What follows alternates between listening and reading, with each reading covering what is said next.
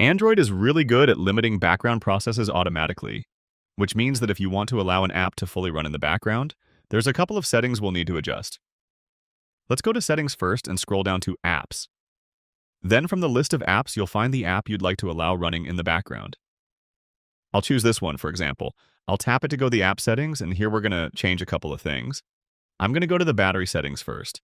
Most apps will be set to use the optimized or restricted setting by default, meaning they're not allowed to run unrestricted in the background in order to preserve battery life.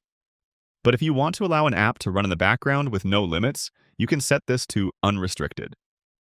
The other setting we'll want to check is under mobile data. Here you'll want to make sure that allow background data usage is toggled on, otherwise your app can't function properly when its data access gets cut short. If you're using a Samsung device, there's another place where you can control background activity. In your settings, you'll go to battery and from there choose background usage limits. You'll see a menu for never auto-sleeping apps, and this is where you could add certain apps to tell your tablet that these apps should not be put in the auto-sleep mode.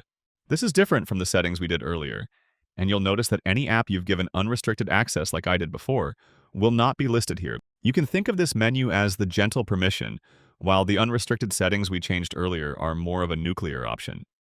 Never auto-sleeping is fine to use for your everyday apps like email, social media, and music. Unrestricted is better for life or death apps like your security camera, your medical monitors, or your work chat where you don't want to face any delays. Click the like button if this helped, and subscribe for more easy guides like this.